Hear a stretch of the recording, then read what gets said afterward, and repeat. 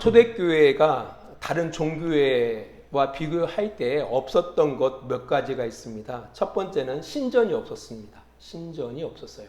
그러니까 신을 숭배하기 때문에 다 신전이 있잖아요.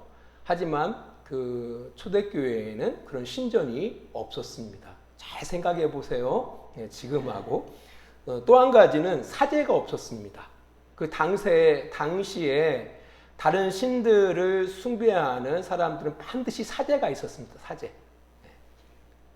그런데 초대교회에는 사제가 없었습니다. 또 한 가지 제사가 없었습니다. 당시 그 다른 신을 숭배하는 그 종교에는 반드시 제사가 있었어요. 하지만 초대교회에는 제사가 없었습니다. 근데 지금 한국교회는 한번 잘 생각해 보세요. 곰곰이 생각해 보시기 바랍니다.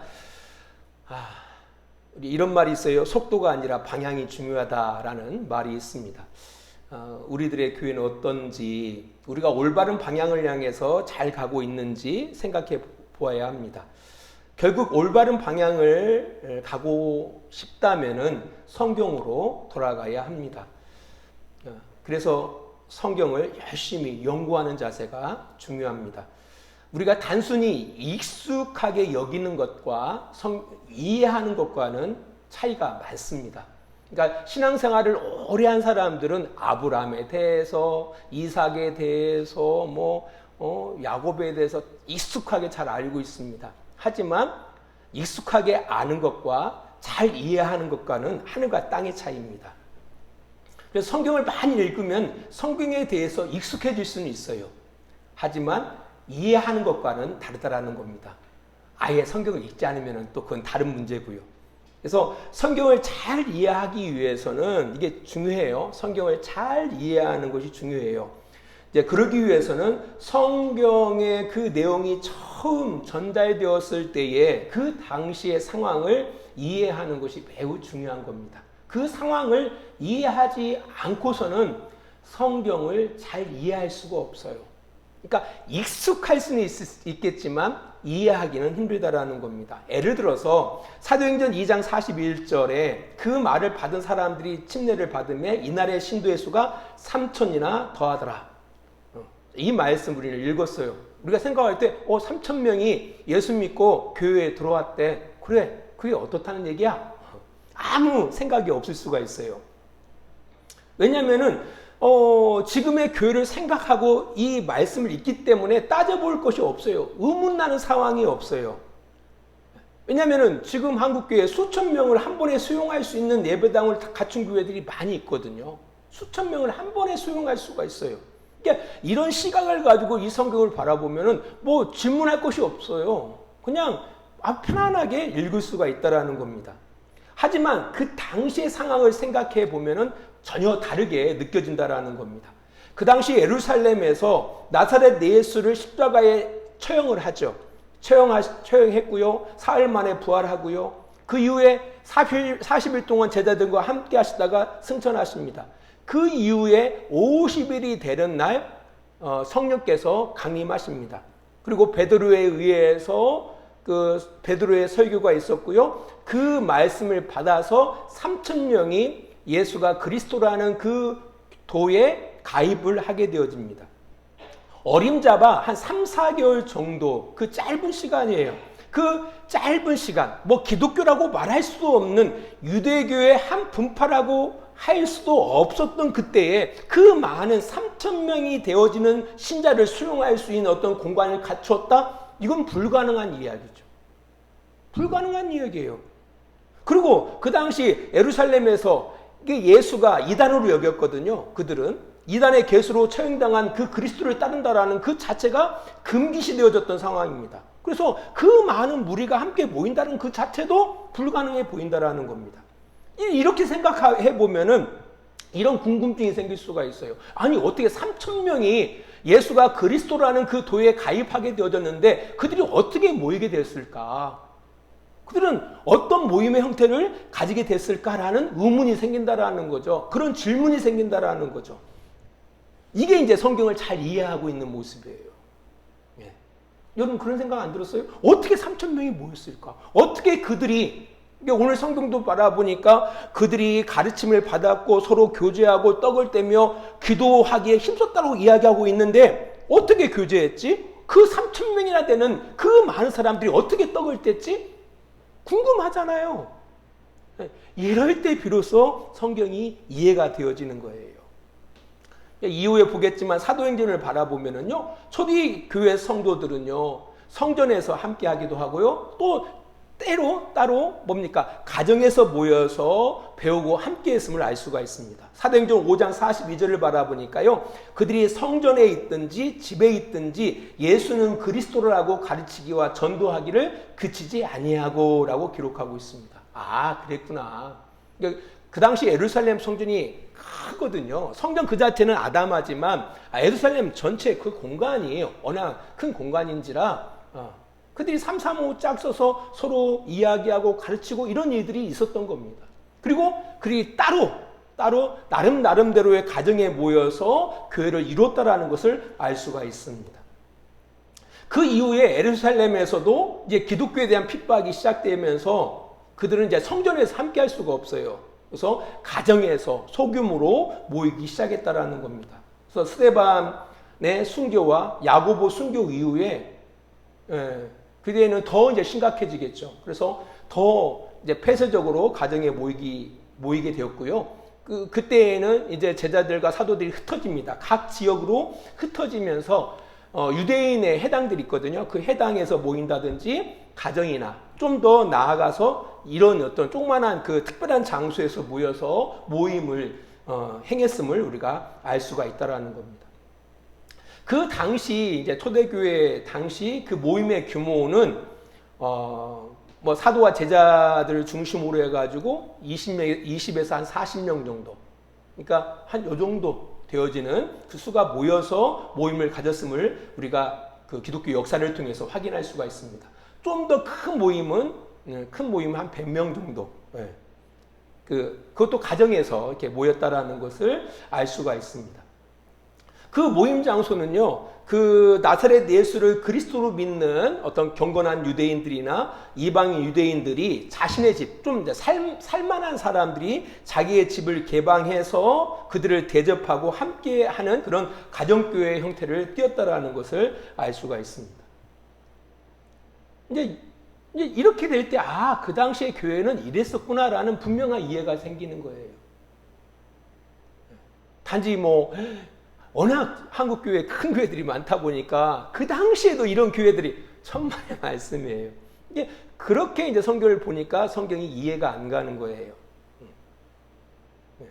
그래서 아무튼 우리가 성경을 잘 이해하는 것이 중요하다. 익숙한 것이 중요한 것이 아니라 잘 이해하는 것이 중요하다라는 사실을 꼭 기억하시기 바랍니다. 오늘 본문으로 들어가서요, 그 나사렛 땅의 그 예수를 주님으로 또 그리스도로 받아들이고 예수 그리스도의 이름으로 침례를 받은 그들이 모여서 어떤 일을 행했을까? 이게 매우 중요한 것 아닙니까? 우리도 결국은 그 2000년 전 나사렛 그 예수를 우리의 주인으로 또 그 그리스도로 모시고 우리가 함께 신앙생활을 하고 있지 않습니까? 그래서 우리 과거에 우리의 믿음의 선배들이 함께 모여서 뭘 행했는지를 아는 것이 참 중요해요.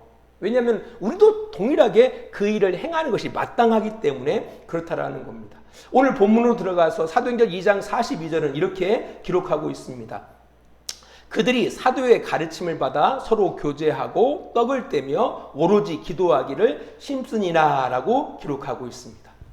이제 어떤 교회에서는 앞에 부분을 싹 빼먹고 뒤 부분만 강하게 강조를 해요. 봐라, 초대교회 처음 교회는 오로지 기도하는데 힘썼다라고 이렇게 강조하는데 조금 번역에 약간 오류가 있습니다.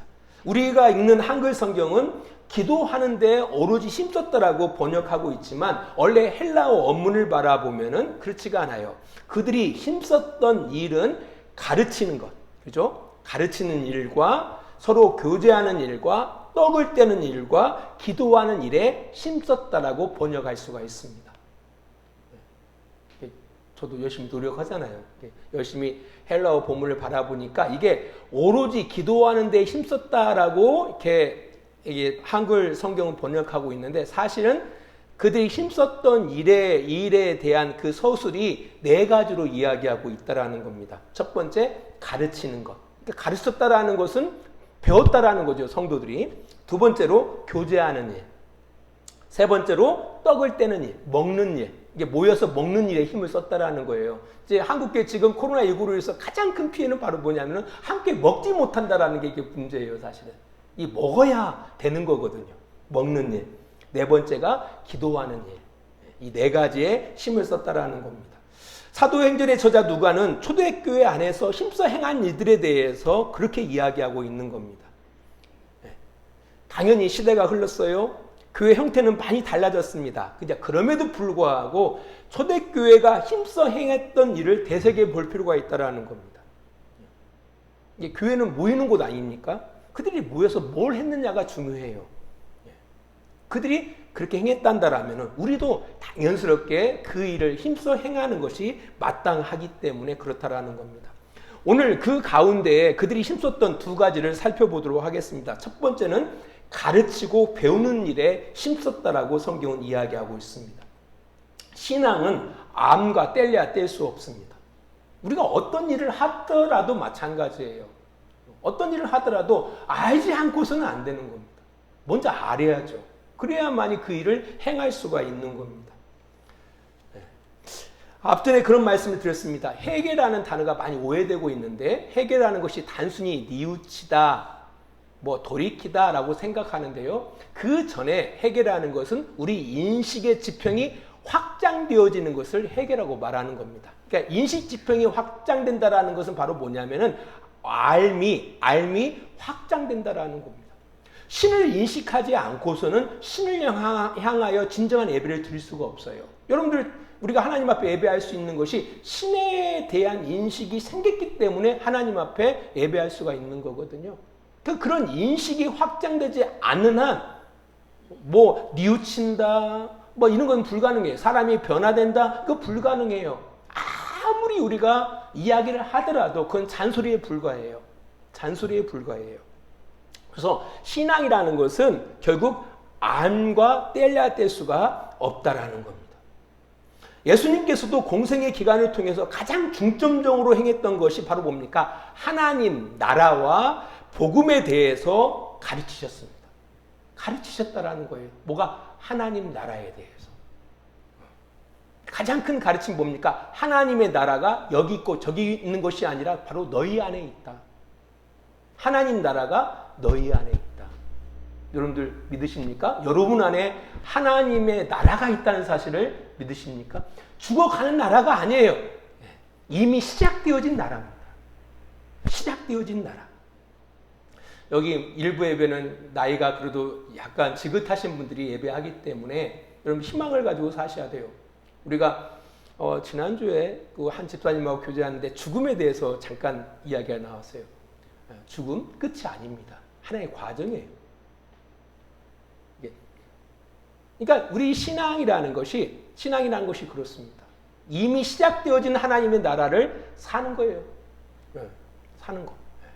죽어서 들어가는 나라가 아니라 이미 시작된 하나님 나라 가운데 연속적으로 산다는 사실을 꼭 기억하시길 바랍니다. 아무튼 예수님께서 하신 일이 바로 뭡니까? 공생의 기간을 통해서 가장 중점을 뒀던 것이 바로 뭐냐면은 하나님 나라와 복음에 대해서 가르치셨다라는 겁니다. 또한 그의 사도들과 제자들에게도 뭘 부탁합니까? 침례를 주고 제자를 삼고 가르쳐 지키도록 하라고 명령하십니다. 가르쳐 지키게 하라. 가르쳐 지키게 하라. 그의 명령대로 사도들과 제자들은요, 예수 그리스도의 복음을 증거하고 교회가 세워지면 어떻게 해요? 그리스도를 가르치는 일에 매진을 했습니다. 가르치는 일에. 오늘 본문도 나사렛 예수를 좋아 그리스도로 고백하고 예수 그리스도의 이름으로 침례를 받아 교회에 들어온 그들을 향하여 사도들과 제자들은 가르치는 일에 힘썼다라고 성경은 기록하고 있습니다. 그렇습니다. 교회는 예배하는 곳이기 전에 하나님의 백성으로 살아가도록 끊임없이 가르치고 배워야 하는 것이 바로 교회 공동체임을 기억해야 하는 겁니다. 정말 예배가 중요하다고 한다면 오늘 사도행전 2장 42절에 그들이 예배하고 이렇게 나갔을 거예요. 하지만 사도 42절은 이렇게 이야기하고 있습니다. 가르치는 일에 그들이 힘썼더라고 이야기하고 있습니다. 여러분들이 정말 힘써야 할 것이 뭐냐라고 할 때 배우는 일에 힘써야 한다라는 겁니다. 성경을 바라보면은 그 당시에 가르쳤던 세 가지 중요한 그 내용이 있습니다. 첫 번째는 나사렛 예수가 하나님이 이 땅에 보내신 바로 곧 그리스도이심을 가르치셨습니다. 그가 그리스도다. 사실 기독교라는 뜻이 뭡니까? 그리스도교예요. 그리스도교. 그리스도를 믿는 그의 교훈을 따르는 종교가 그리스도교예요. 기독교예요. 여러분 기독교는 딴 게 아니에요. 그리스도를 믿는 거예요. 또 그리스도의 교훈을 따르는 종교가 바로 그리스도교인 겁니다. 하나님이 이 땅을 구원하기 위해서 보내신 그 나사렛 예수가 그리스도시고 그가 우리의 주 되심을 우리가 믿고 그의 교훈을 따르는 것이 바로 기독교라는 것을 꼭 기억하시기 바랍니다. 그것을 가르쳤다라는 겁니다. 마땅히 지금도 그것을 가르쳐야 한다라는 겁니다. 두 번째 그들이 가르쳤던 건 바로 뭐냐면은 예수 안에 죽은 자의 부활을 가르쳤다라는 겁니다. 예수 안에 죽은 자의 부활. 우리가 죽음으로 끝이 아니라 주님과 함께 부활한다라는 것을 그들은 가르쳤습니다. 기독교는 부활하신 예수와 함께 부활할 것을 믿는 종교이잖아요. 더 나은 부활을 위해서 예수와 함께 동행하는 것이 바로 기독교인 겁니다. 이 사실을 초대교회는 전하고 가르쳤습니다. 이후에 제가 말씀드리겠지만 사실 그들의 삶 속의 그 삶들을 바라보면은 예수의 삶을 살려고 엄청 노력한 모습들을 볼 수가 있습니다. 예수의 삶을. 그러니까 예수를 통해서 만사형을 통하고 이게 아니고 그게 아니라 예수의 삶을 살기 위해서 엄청 노력하는 초대교회의 모습을 볼 수가 있습니다.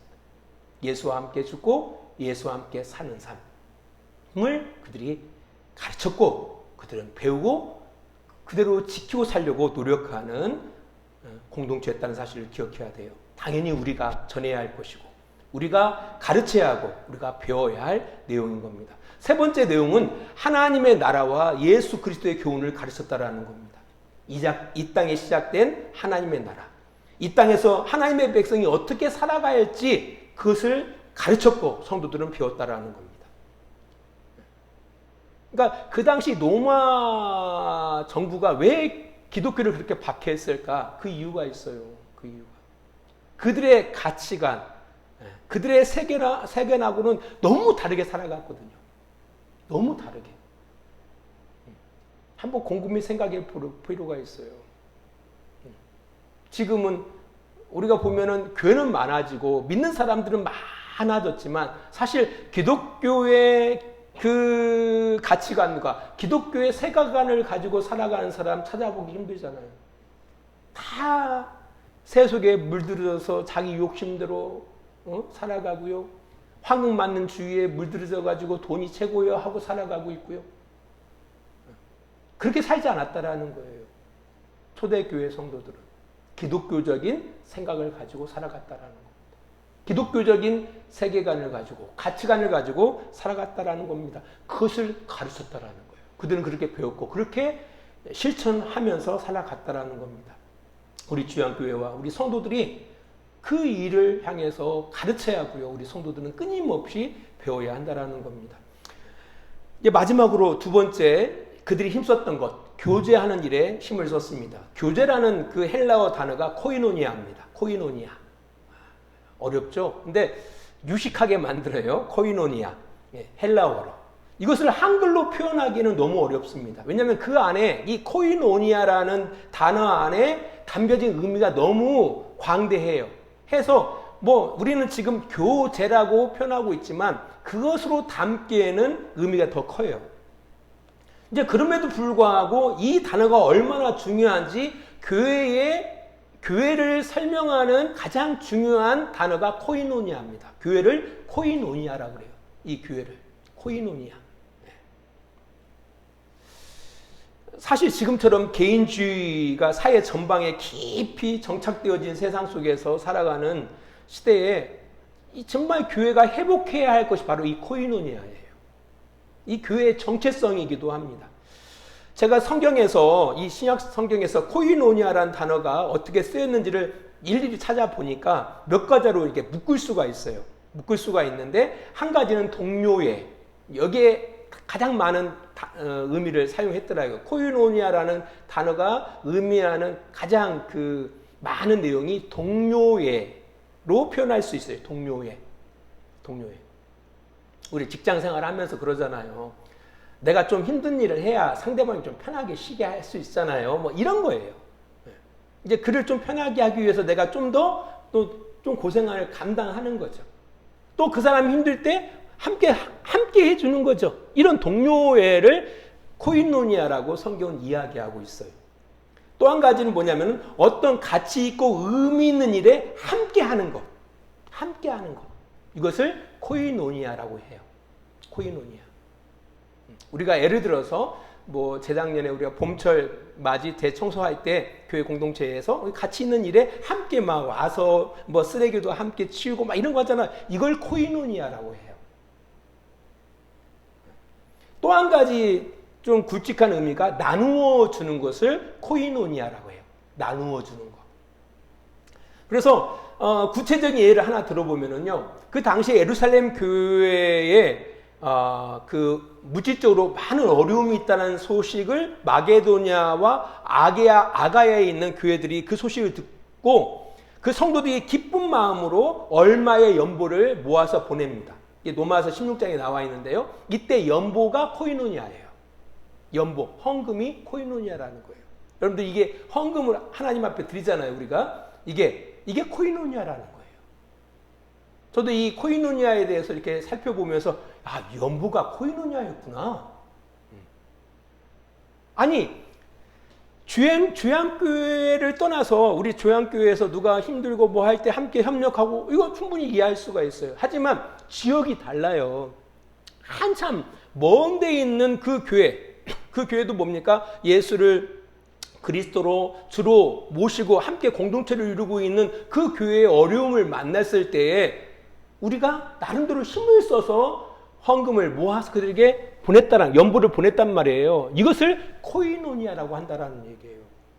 그들이 그렇게 살아갔다라는 거예요. 그런 동료를 가지고 살아갔다라는 거예요.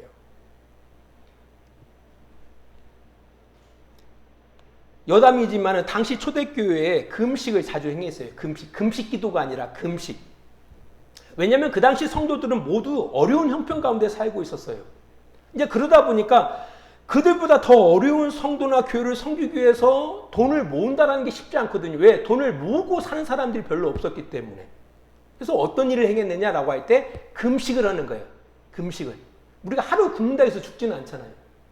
그러니까 하루 금식을 통해서 돈이 좀 모아질 거 아닙니까? 그 돈을 모아서 섬겼다고 해요. 근데 그 당시에는 금식을 자주 했대요. 초대교회 성도들이. 이게 금식을 자주 했다라는 건 뭐와 연관되어 있어요? 이 연보와 연관되어 있어요. 그걸 뭐라고 한다고요? 그걸 코이노니아라고 한다라는 거예요. 네. 이제 이것을 교회에서 힘써 행했다라는 것을 알 수가 있다라는 겁니다. 초대교회 성도들은 서로의 필요와 쓸 것을 공급하고요. 그리스도 안에서 하나됨을 누리는 일에 함께 힘써 노력을 했다라는 겁니다.